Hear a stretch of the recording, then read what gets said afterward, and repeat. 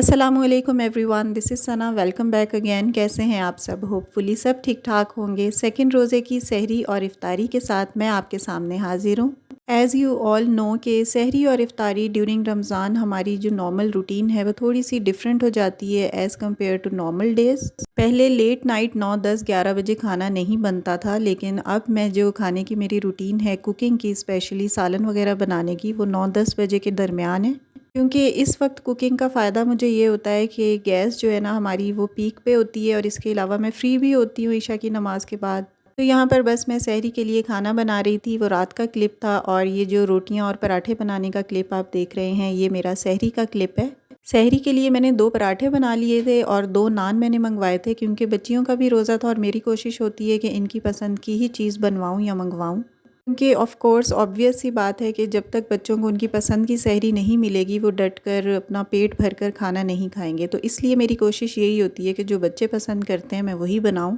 तो हम बाहर के नान वगैरह बिल्कुल नहीं खाते, कोई अनटिल अनलेस कोई मजबूरी हो तो फिर बनाने पड़ जाते हैं, मंगवाने पड़ जाते हैं। लाइक अगर गैस ना आ रही हो या तबीयत में कोई इशू हो तो तब मैं मंगवा लेती हूँ, वो भी once in a blue moon. Otherwise ज़्यादातर रोटियाँ ही बना रही होती हूँ या पराठे वगैरह।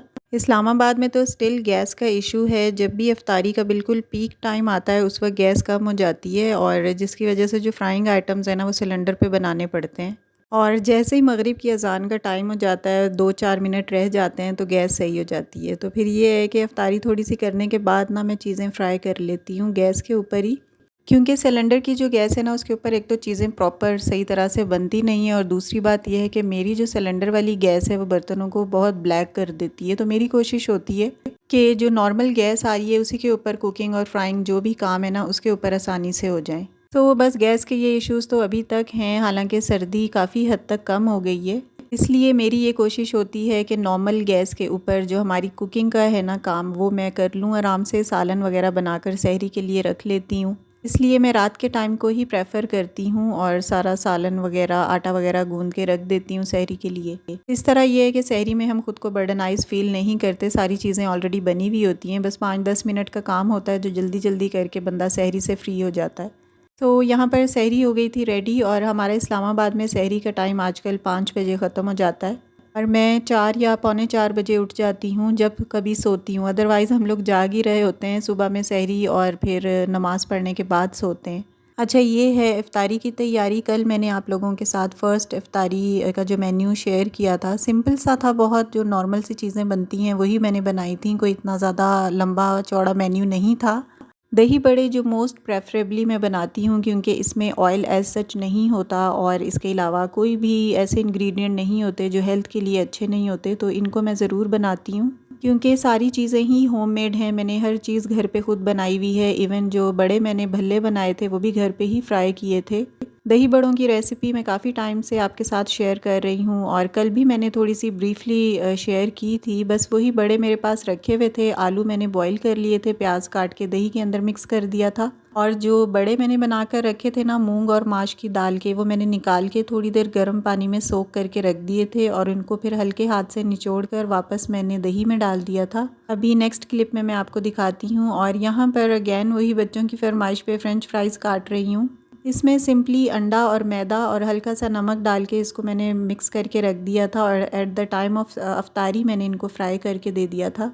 क्योंकि as I have told you before कि अफ्तारी के टाइम पे ना गैस थोड़ी सी स्लो हो जाती है और फ्राइंग की चीज़ें फिर उस पर नहीं बनती, तो ये मैंने आफ्टर अफ्तारी इनको फ्राई करके दिए थे। और यहाँ पर मैंने ना दही बूंदियाँ जो मैंने ला कर रखी हुई होती हैं वो भी मैंने सोक करके रख दी थी, क्योंकि बड़े मुझे क्वांटिटी में कम लग रहे थे, तो इसलिए मैंने दही बूंदियाँ भी ऐड कर दी थी। क्योंकि मुझे नेबर्स में भी ये देने थे, तो इसलिए मैंने क्वांटिटी थोड़ी सी इंक्रीज़ करने के लिए ना इसमें दही बूंदियाँ ऐड कर दी थी।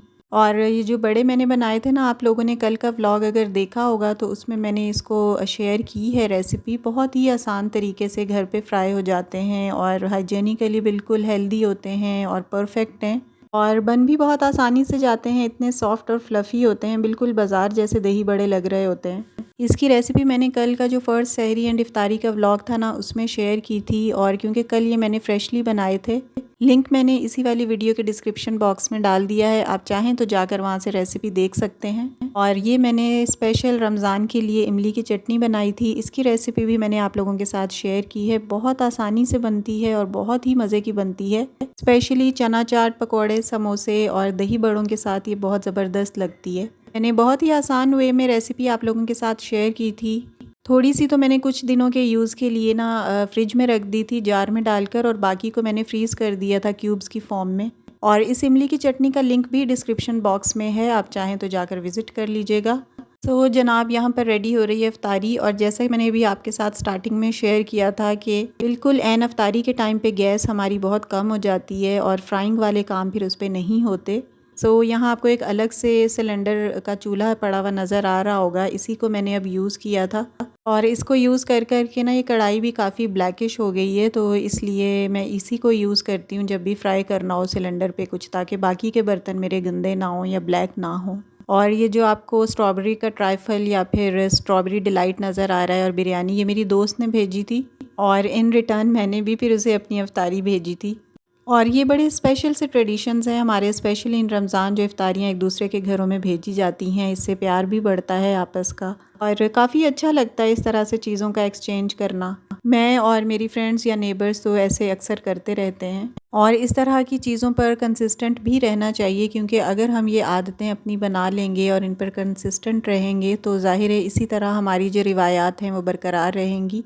और यहाँ पर मैं टेरेस से आपको बाहर का व्यू दिखा रही हूँ, जो पहाड़ों के ऊपर घर नज़र आ रहे हैं और उनकी लाइट्स ऑन हुई हुई हैं। दिन के टाइम जो पहाड़ नज़र आ रहे होते हैं और घर नज़र आ रहे होते हैं उनकी अपनी अट्रैक्शन है, और रात के टाइम जो सिर्फ लाइट्स नज़र आ रही होती हैं वो अपनी जगह अच्छी लग रही होती हैं।